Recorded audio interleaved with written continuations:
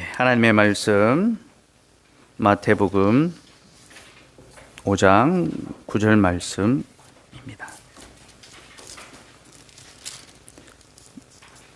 마태복음 5장 9절 말씀, 제가 하나님의 말씀을 봉독하겠습니다. 들으십시오. 화평케 하는 자는 복이 있나니 그들이 하나님의 아들이라 일컬음을 받을 것이며. 한 군데 더 보겠습니다. 요한 1서 3장 1절에서 3절입니다.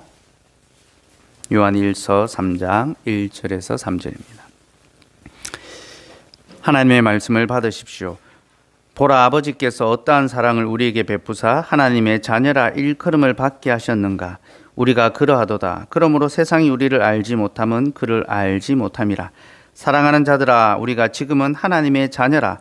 장래에 어떻게 될지는 아직 나타나지 아니하였으나 그가 나타나시면 우리가 그와 같을 줄을 아는 것은 그의 참모습 그대로 볼 것이기 때문이니, 주를 향하여 이 소망을 가진 자마다 그의 깨끗하심과 같이 자기를 깨끗하게 하느니라. 아멘. 하나님, 오늘도 우리에게 생명의 말씀을 들려주셔서 감사합니다. 이제 이 말씀 지혜와 명철로 우리에게 가르치사 우리로 하나님과 화평하며 또 이웃과 화평하며 하나님의 자녀로 일컬음을 받는 저희들 되게 하여 주옵소서.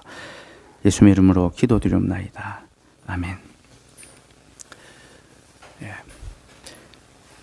방금 읽은 요한 1서의 말씀은 지난 주일 설교의 요약입니다. 1절에서 사도 요한은 아버지께서 우리에게 어떠한 사랑을 베푸셔서 우리가 하나님의 자녀로 일컬음을 받게 되었는지 생각하라, 그렇게 말합니다. 곧 하나님께서 자기 아들을 화목 제물로 내어주신 사랑 덕분에 우리가 하나님의 화평을 누리고 그의 자녀가 되었다는 거죠. 이게 지난주일 설교의 요약이고 또 오늘 본문 1절에서 사도가 우리에게 말하는 내용입니다. 그런데 2절에서 사도는 우리에게 이렇게 말합니다. 그럼 2절 같이 한번 읽어볼까요? 시작. 사랑하는 자들아, 우리가 지금은 하나님의 자녀라. 장래에 어떻게 될지는 아직 나타나지 아니하였으나 그가 나타나시면 우리가 그와 같을 줄을 아는 것은 그의 참모습 그대로 볼 것이기 때문이니. 자, 요한은요, 지금 우리가 하나님의 자녀다라고 말합니다. 이는 현재적인 신분을 가리키죠. 우리가 하나님의 자녀로 지금 일컬음을 받게 되었다. 그런데 장래에 어떻게 될지는 아직 나타나지 않았다라고 그렇게 덧붙입니다. 이 말은 미래의 어떤 변화가 있을 것을 암시하는 거죠. 그죠? 미래에 어떤 변화가 있을 것이다. 이제 그러면서 그가 나타나시면 우리가 그와 같을 줄을 아는 것을 이렇게 말하고 있습니다. 그가 나타나시면 우리가 그와 같게 될 것을 너희가 알 것이다. 그래서 그가 나타나신다라는 것은 그리스도의 재림을 가리키죠. 주께서 이 세상의 마지막 날에 재림하심으로 우리에게 다시 찾아오실 텐데, 그때 우리는 그리스도와 우리가 같다라는 사실, 곧 그리스도처럼 우리가 영광스러운 존재가 될 것이다. 바로 그 사실을 사도가 우리에게 가르쳐 주는 겁니다. 그리스도께서는 하나님의 참된 아들이신데, 주님이 재림하신 그날에 우리가 하나님의 참된 아들로서 완전함에 이르게 된다라는 거죠. 신학적으로 이것을 가리켜 영화라고 합니다. 영화. 우리가 그리스도와 함께 영화로운 자가 된다. 영화로운 상태에 이르게 된다. 영화.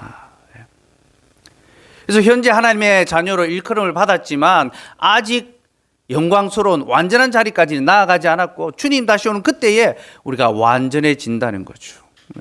그래서 현재적으로 하나님의 아들의 일컬음을 받았지만 우리는 종말에 이루어질 완전한 하나님의 아들의 영광을 바라보아야 된다.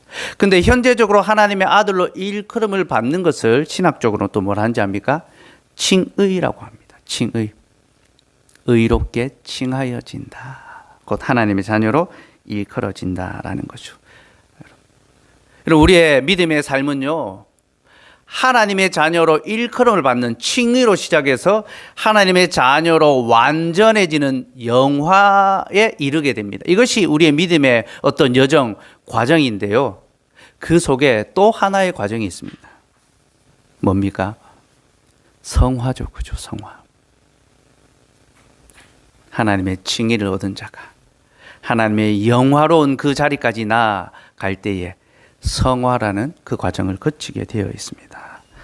성화는 우리가 그리스도 예수를 점점 닮아가고 그의 모습과 그의 성품과 그의 그 사랑을 닮아가는 것. 그것이 바로 성화죠. 그죠? 그렇게 신자는요, 그리스도의 재림 때에 완전한 영화에 이르게 되지만 살아가는 동안 계속해서 성화해 가야 합니다. 이것이 아들의 사명입니다. 여러분 이렇게 이해하시면 됩니다.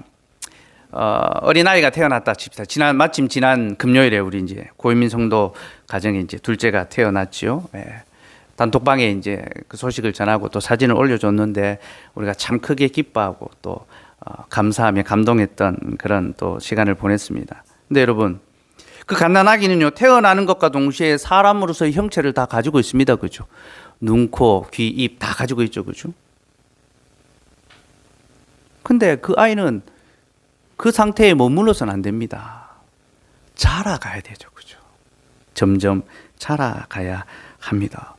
그렇게 점점 자라가면 그 아이의 온전한 모습이 조금씩 드러납니다. 그래서 이 아이가 누구를 닮았는지, 엄마를 닮았는지, 아빠를 닮았는지, 또 이 아이의 성품이 어떠한지, 그 부모의 성품과 그 모습을 닮아가게 되죠. 그죠? 우리가 그 갓난아이의 사진만 봐서는 누굴 닮았는지 잘 모릅니다. 그죠? 그 아이의 온전한 모습을 우리가 아직 알 수 없죠. 그죠? 하나님의 자녀도 마찬가지입니다. 우리가 하나님의 자녀로 태어났습니다. 칭의 하나님의 아들로 일컬음을 받았습니다.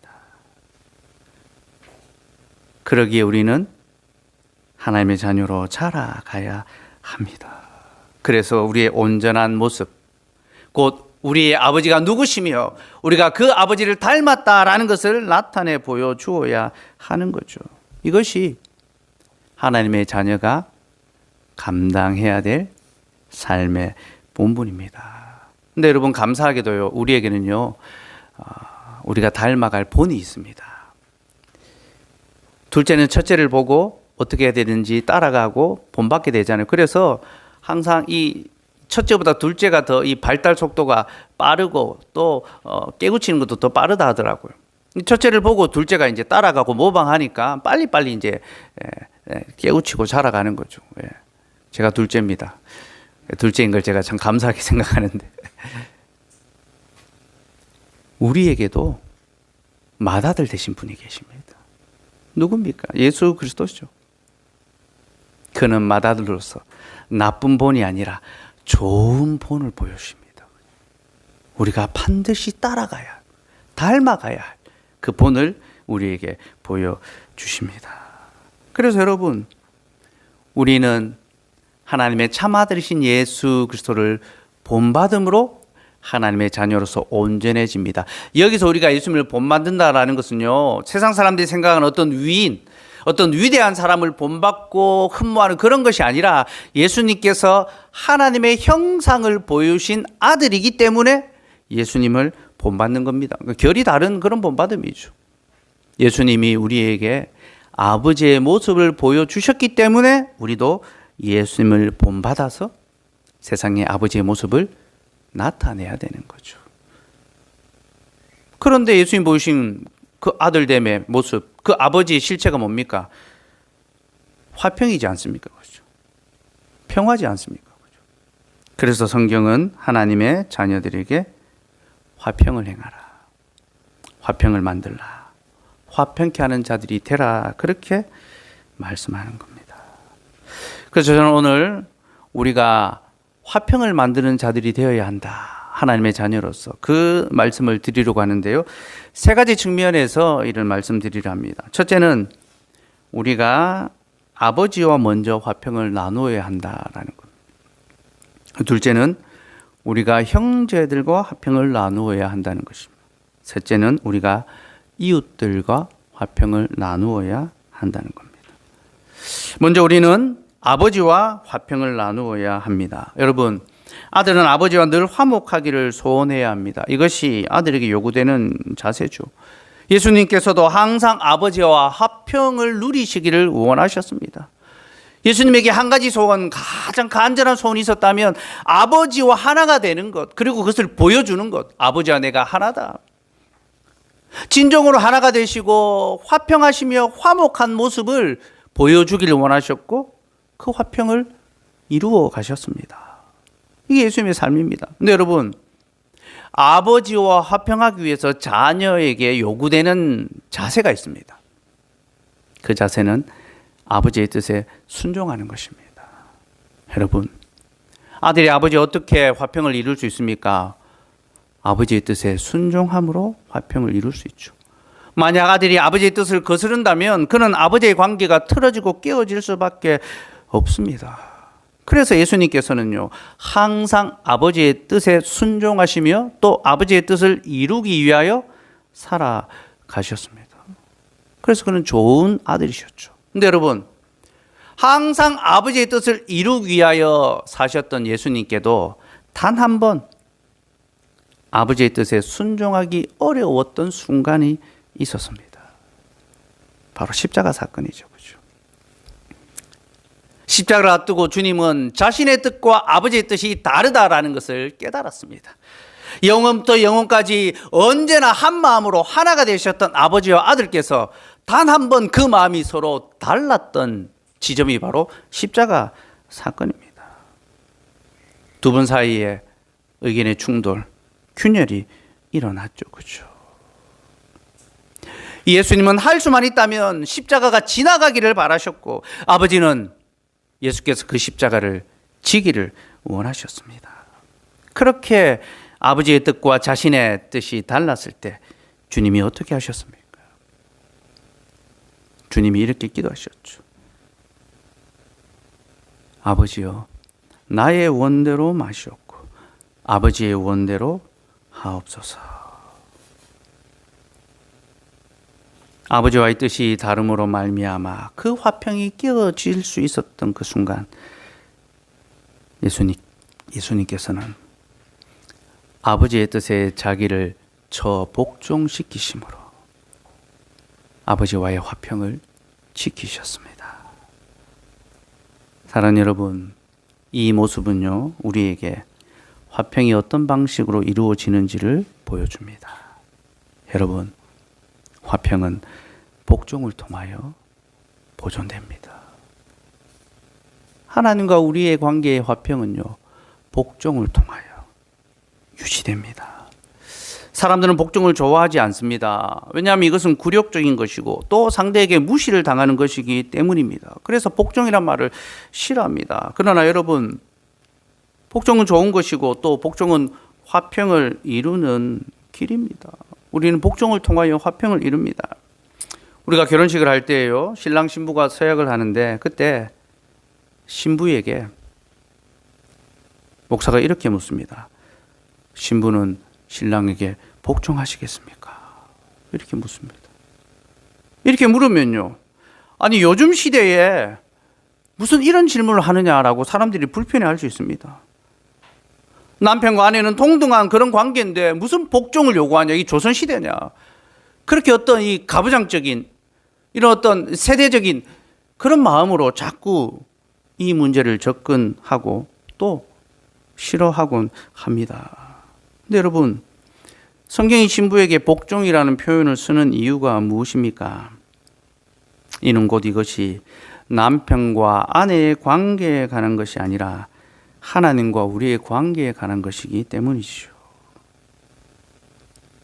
신부는 그리스도의 신부된 교회를 가리키고 신랑은 교회의 남편 대신 그리스도를 보여주기 때문에 성경은 신부에게 복종을 요구하는 것입니다.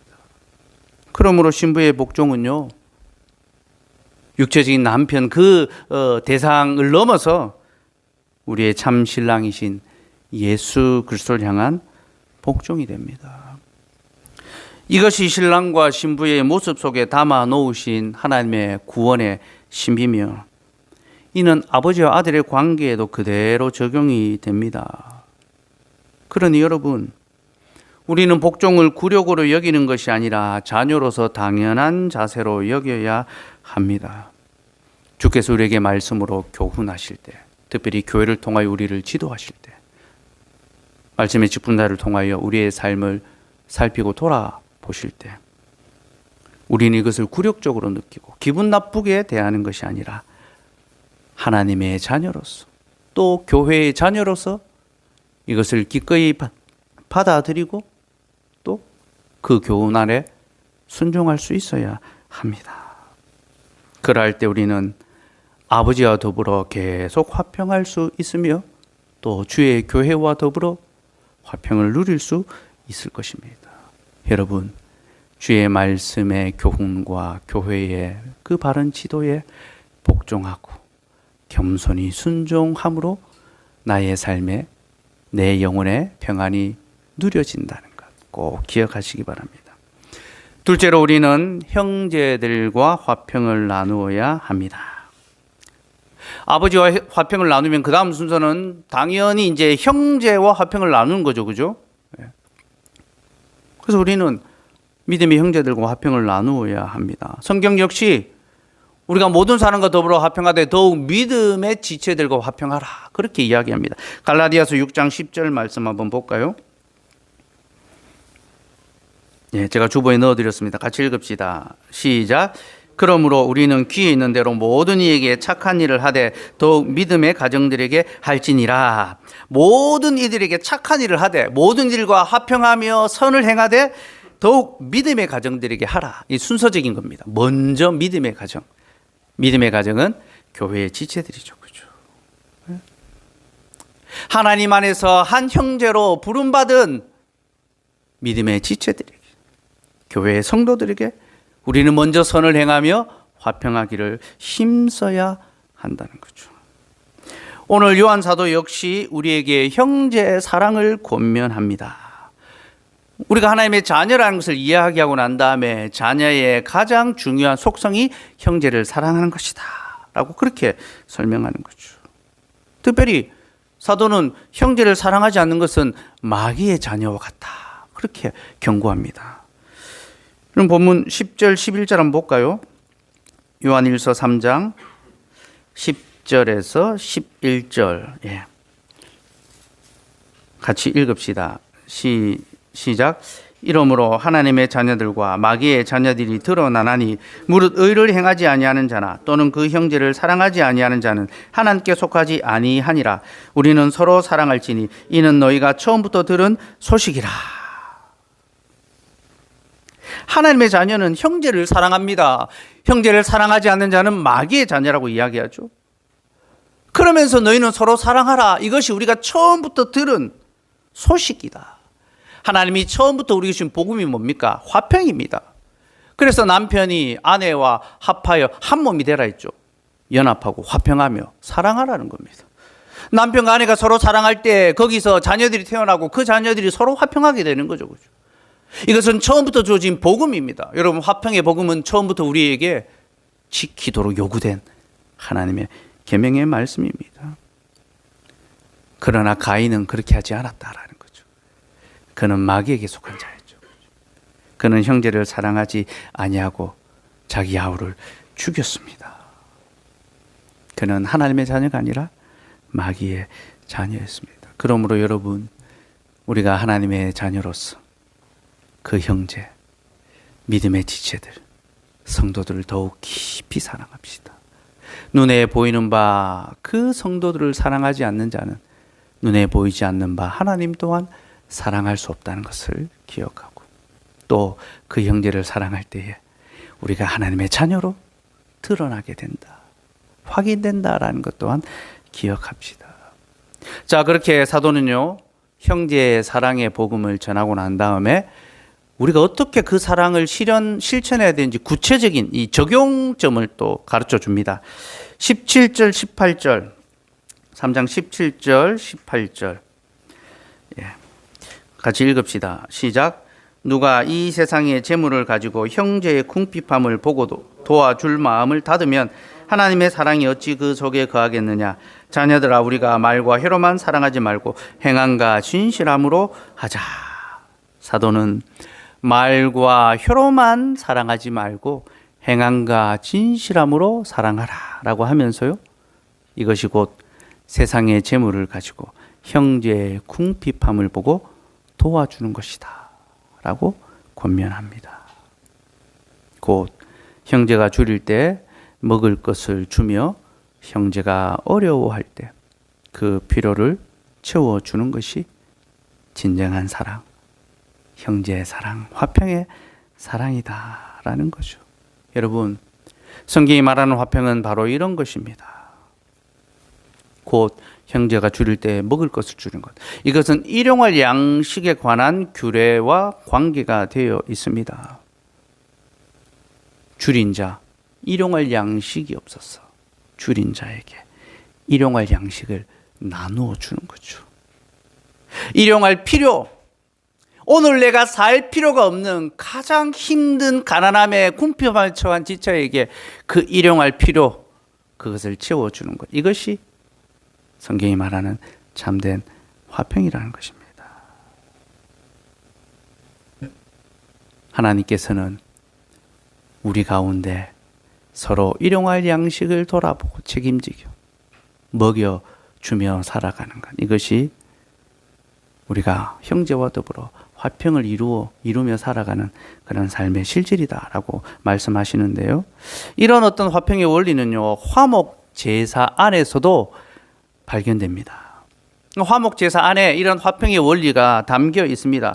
여러분, 화목 제사는요, 제사를 드린 이 당사자가 그 바친 고기를 먹을 수 있는 유일한 제사입니다. 다른 모든 제사는 그 제사자가 먹을 수 없는데, 화목 제사는 자신이 드린 그 고기를, 그 음식을, 제사의 제물을 자기가 먹을 수 있습니다. 근데 규칙이 있습니다. 몇 가지. 첫째는요, 혼자 먹어서는 안 된다는 겁니다. 반드시 이웃과 더불어 나누어 먹어야 됩니다. 그러니까 화목 제사는요, 혼밥 금지입니다. 혼자 먹게 해서는 안 되는 거죠. 같이 나누어 먹어야 됩니다. 두 번째 조건은요, 그날에 다 먹어야 됩니다. 그 다음 날까지 두면 안 되고, 음식 소를 잡았으니까 많이 남았지 않겠습니까? 야, 이거 내가 냉장고 재두고 내가 두고 먹어야 되겠다. 그렇게 해서는 안 되는 겁니다. 부자는 소를 잡고 또 일반적으로는 양을 잡고 가난한 자는 더 작은 걸 잡겠죠. 무엇을 잡았든지 간에 그 날에 다 먹어야 합니다. 여러분, 그 날에 다 먹어야 한다는 것이 우리에게 무슨 교훈을 줍니까? 일용할 양식에 관한 교훈이죠. 부자가 화목 제사에 제물을 잡았을 때 그로 말미암아 많은 사람들이 기쁘게 그날 일용할 양식. 여러분, 옛날부터 잔치가 벌어지면 그 근방에 이 가난한 사람들, 거지들이 와서 함께 해결하고 가지 않습니까? 그죠? 하나님께서 자기 백성들에게 화평의 식사를, 화평의 떡을 나누어 먹을 수 있도록 주신 것이 바로 화목 제사입니다. 그러니 여러분, 그리스도께서 우리의 화목 제물이 되셨다라는 것은요, 그가 가난한 우리를 위하여 생명의 떡이 되셨다는 것이고, 그는 우리에게 골고루 떡을 나누어 주십니다. 그리고 이제 우리도 서로를 향하여 화목 제물이 되어서 일용할 양식이 없는 자에게 그 일용할 양식을 채워주는 삶을 살아야 하며, 이것이 바로 참된 화평, 곧 줄인 자가 없이 모두가 함께 먹는 그런 평화로운 상태라는 거죠. 참 재밌는 건요, 화평이라는 한자 안에도 이런 의미가 담겨져 있다라는 겁니다. 제가 주보에 화평의 한자를 넣어드렸죠. 화평은요, 화합할 화자에 평평할 평자를 이제 쓰는데요. 여기서 화자는요, 다시 벼 화자에 입구자가 붙어 있습니다. 참 재미있죠, 그렇죠? 벼 화자에 입구자. 그러니 화평이 뭡니까? 벼가 각 사람의 입에 평평하게 골고루 있는 것. 각 사람이 자기 먹을 양식을 지키고 있는 것. 이게 화평이라는 것입니다. 세상 사람들이 화평하자라고 할 때에 먹을 양식을 주는 거예요. 나누어 주는 거, 함께 먹는 거, 그게 화평의 원리라는 겁니다. 그럼 저는요, 이런 이 세상적인 원리가요, 그냥 나온 것이 아니라고 봅니다. 우리 하나님께서 지금도 자신의 기쁘신 뜻대로 온 세상 만물을 섭리하고 다스리고 계시니까 이 세상이 하나님의 통치 아래 운영되고 있는 거죠. 그죠? 그래서 화평이, 밥을 같이 나누어 먹는구나. 이런 교훈을 세상 사람들도 발견하게 되는 거죠. 아무튼 화목제사는요, 그 바친 제물을 사람이 먹음을 통하여 우리가 믿음의 지체들과 화평하고 서로의 일용할 양식을 채워줄 수 있는 그런 삶을 살아가야 한다. 또 살아가는 그 원리를 보여준다라고 할 수 있는데요. 근데 이 화목제물이라고 해서 사람들이 다 먹는 건 아닙니다. 다 먹을 수 있는 건 아닙니다. 화목제사는 먹을 수 있는 부류가 세 부류로 나누어집니다. 네.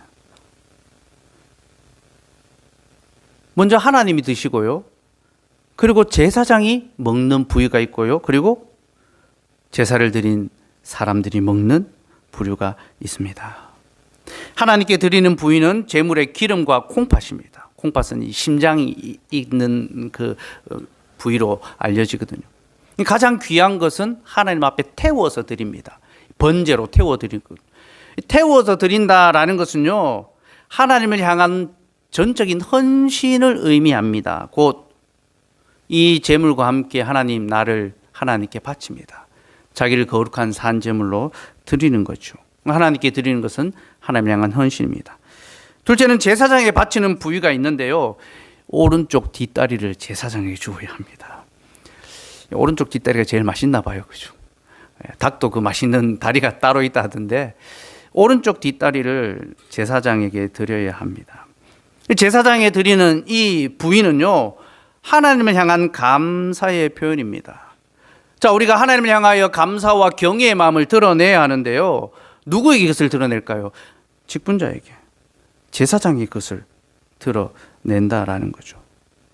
하나님의 사역을 우리에게 행하여 주셔서 감사합니다. 우리가 하나님을 경외하듯이 당신을 존경합니다. 그래서 감사의 섬김으로 그에 합당한 몫을 돌려드리는 겁니다. 그래서 여러분, 우리가 목사의 생활비를 월급이라고 하지 않습니다. 사례비라고 부르죠. 그렇죠? 왜 사례비라 합니까? 하나님의 사역을 행하는 것에 대한 감사와 존경과 경외이기 때문에 사례비라고 그렇게 부르죠. 그죠? 세 번째로 그 나머지 부분을 이제 이웃과 함께 나누어 먹는데요. 이 부분은 제가 앞에서 설명드린 것처럼 일용할 양식을 서로 나누어 먹음으로 참된 화평, 화목을 이루는 것을 보여줍니다. 자, 이렇게 화목 제사는요, 우리가 하나님 안에서 어떻게 화평을 이루어갈 수 있는지에 대한 교훈을 줍니다. 그러니까 그리스도께서 화목 제물이 되셨다라는 것은 십자가에서 그냥 죽으셨다라는 거기서 끝나는 것이 아니라 그 화목 제사의 그 규례와 그 내용을 들여다보면요, 우리가 어떻게 서로 하나님과 화평하며 또 교회와 지체와 믿음의 성도와 화평할 수 있는가, 그 구체적인 이 삶의 모습들이 다 나타난다라는 거죠. 이 복음의 비밀이 바로 이런 것입니다. 그리스도께서 화목 제물 되심으로 우리의 삶을 화평하게 하시는 것. 특별히 오늘 여러분과 함께 나누고 싶은 것은요, 이 화목 제물의 원리에서 헌금의 원리가 나왔다라는 것, 그 사실을 좀 기억하자는 겁니다.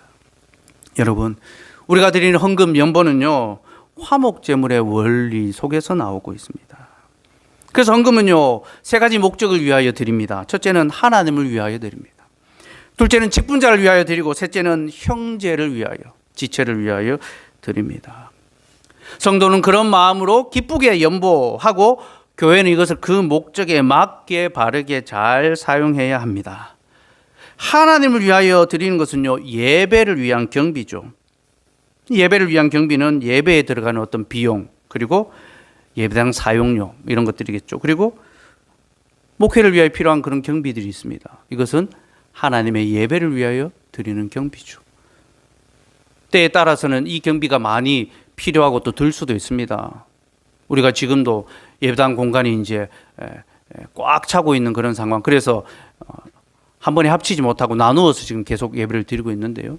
장기적으로 우리 교회에 또 자녀들이 태어나면서 우리가 평안하게 기쁘게 즐거이 마음껏 하나님을 예배하기 위해서 좋은 공간이 또 필요하겠죠. 그죠?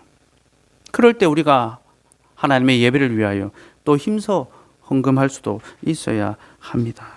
어쨌든 하나님을 위하여, 예배를 위하여 헌금을 드려야 하고요. 둘째로 직분자의 생활을 위하여 또 헌금하고 그 비용을 지불해야 합니다. 교회는 목사가 자기 생활에 대하여 염려하지 않고 목회에 전념할 수 있도록 감사와 존경으로 그의 필요를 채워 주어야 합니다. 이것이 하나님 정하신 규례입니다. 셋째로 가난한 형제들을 위하여 구제하는 용도로 사용해야 합니다. 교회는 일용할 양식이 없거나 어려움에 처한 이들이 그 공궁함을 면할 수 있도록 살피고 도와주어야 합니다. 여러분, 이것이 바로 행함과 진실함으로 하는 형제 사랑이며 우리를 하나님 앞에 거룩한 산제물, 곧 화목 제물로 드리는 길입니다. 여러분, 하나님께서는요, 우리가 참된 사랑을 하며 서로 화평을 누릴 수 있도록 헌금, 연보라는 제도를 주셨습니다. 그러니 참된 형제 사랑은요, 올바른 헌금 생활로부터 시작하며 우리가 정직하게 헌금 생활을 한다면 우리는 진실하게 형제를 사랑할 수 있습니다.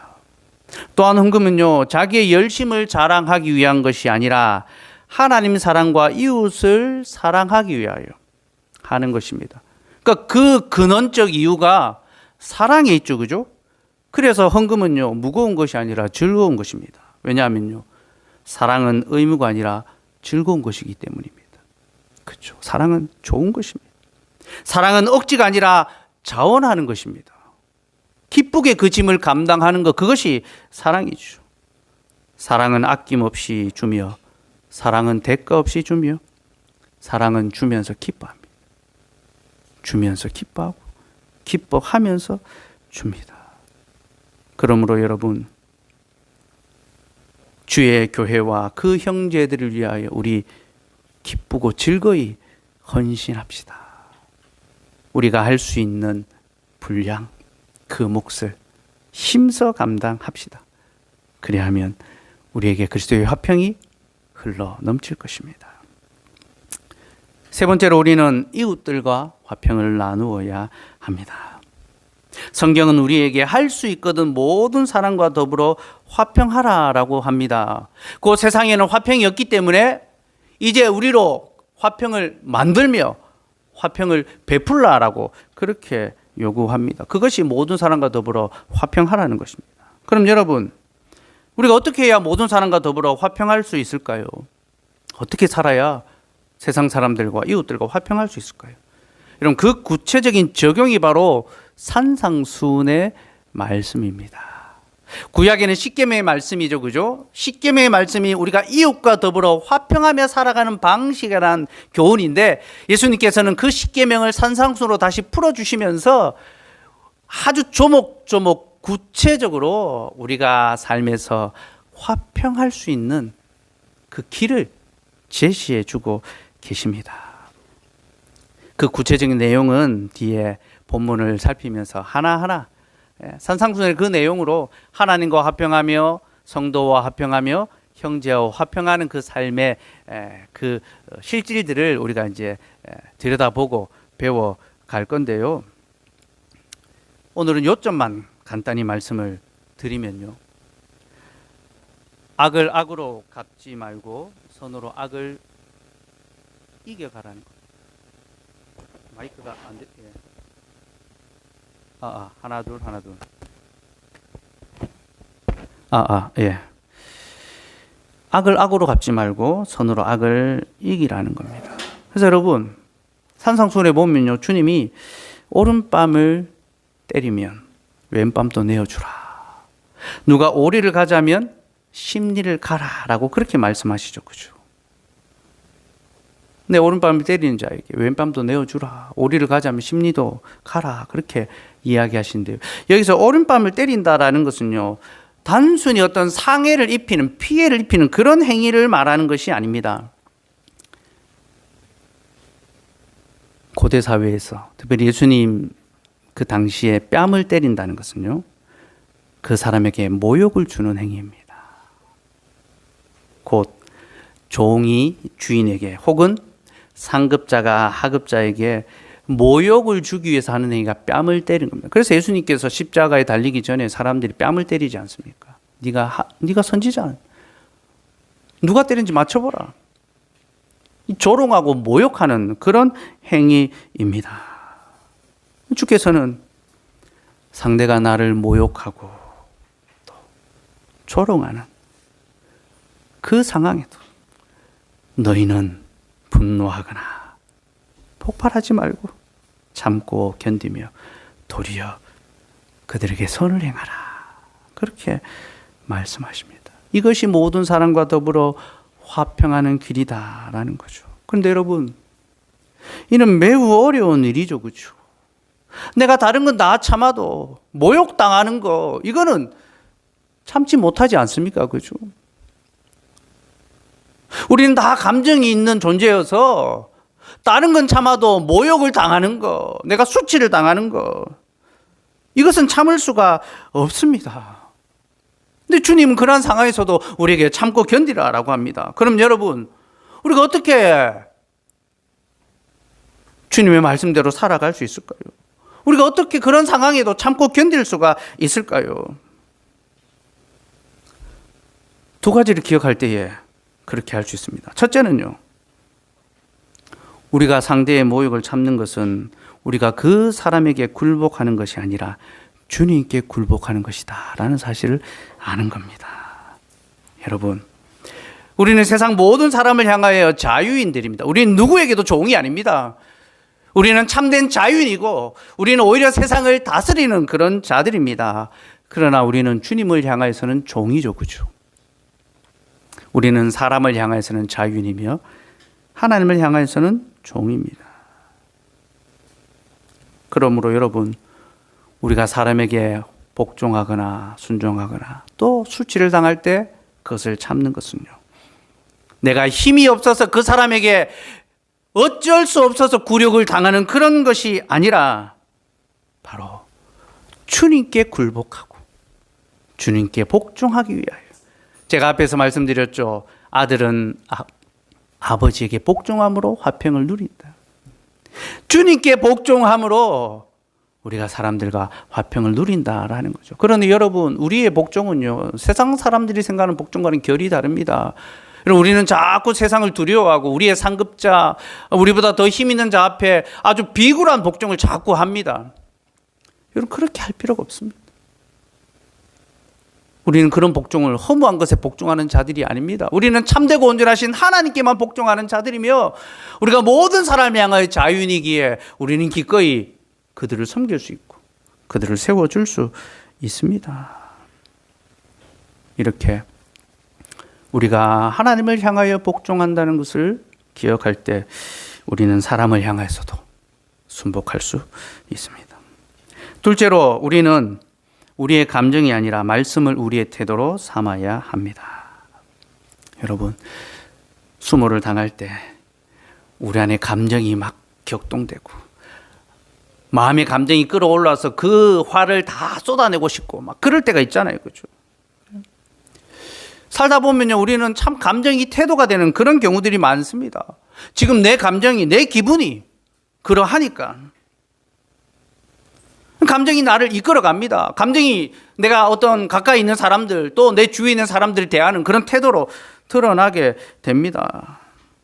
그러면요, 화를 억제할 수가 없죠. 터지고 맙니다. 폭발하고야 맙니다.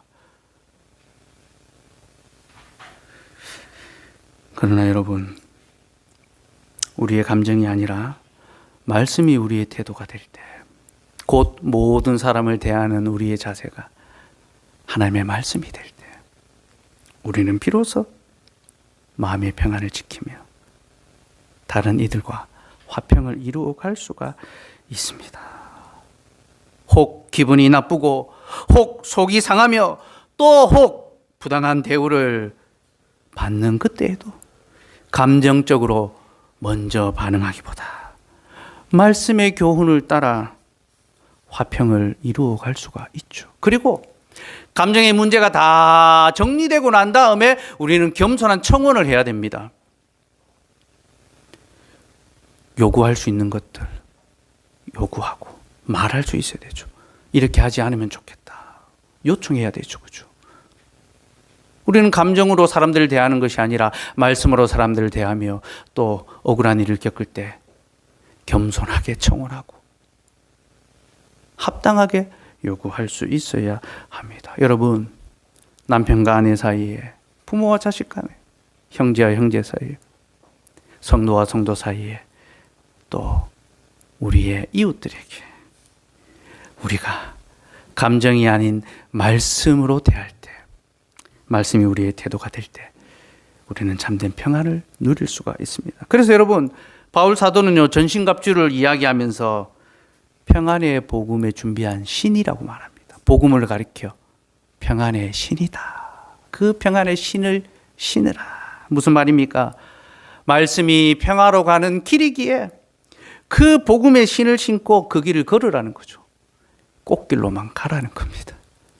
하나님의 말씀은 우리를 꽃길로만 인도합니다. 곧 화평하며 평안한 길로 이끌어가는 복음의 신을 신고 평안의 길로 걸어가시는 그런 저와 여러분 되기를 소원합니다. 말씀을 맺겠습니다. 하나님의 자녀로 태어난 우리는 하나님의 자녀로 자라가야 합니다. 그래서 우리는 먼저 아버지와 화평하고 믿음의 형제들과 화평하며 모든 이웃들과 더불어 화평해야 합니다. 이는 어려운 일이지만 이는 하나님의 아들의 마땅히 할 일입니다. 우리가 만일 이 일을 행한다면 우리는 세상에서 하나님의 아들로 일컬음을 받을 것이며 또한 세상은 우리를 통하여 화평의 하나님을 보게 될 것입니다. 그러므로 여러분, 참 아들이시오 우리에게 맏아들 되신 예수 그리스도를 본받읍시다. 그리고 주님과 같이 아버지의 뜻에 우리의 생각을 복종시키며 우리도 주님과 함께 우리 몸을 거룩한 화목 제물로 드립시다. 진실한 형제의 사랑, 참된 형제의 사랑을 행하며 감정으로 사람을 대하는 것이 아니라 말씀으로 사람을 대함으로 모든 사람과 더불어 화평할 수 있는 저와 여러분 되기를 간절히 소원합니다. 기도하겠습니다.